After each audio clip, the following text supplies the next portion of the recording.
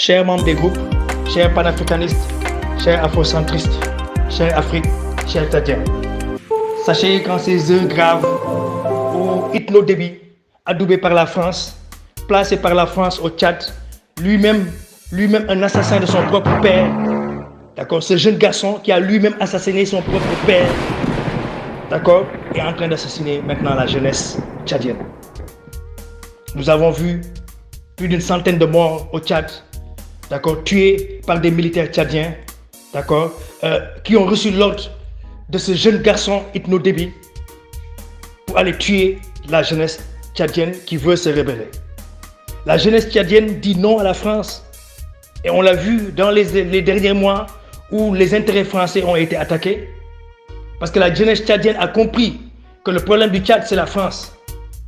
C'est la France qui a placé Idriss Déby, le père, d'accord?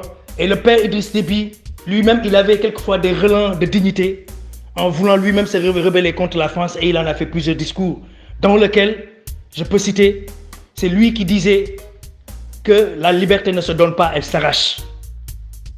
Ce père a été tué par son propre fils que la France a placé. Ce jeune garçon, il ne peut même pas vous faire deux phrases sans faire d'erreur.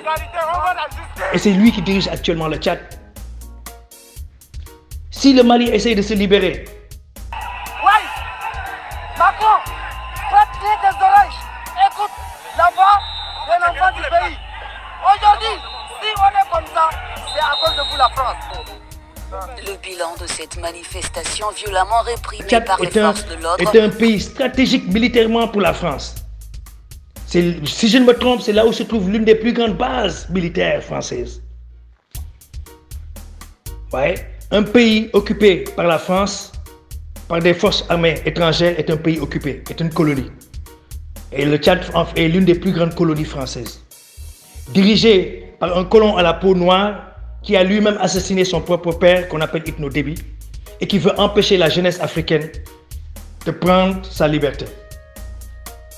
Des manifestations sont passées, ils ont tiré contre cette jeunesse, sous cette jeunesse, des centaines de morts. Il faut que le peuple tchadien ne lâche absolument rien. Il faut que ces gens sachent que nous ne lâcherons pas, que cette Afrique doit changer et que nous, les panafricanistes, les afrocentristes, nous devons savoir que nous sommes tous pour un et un pour tous.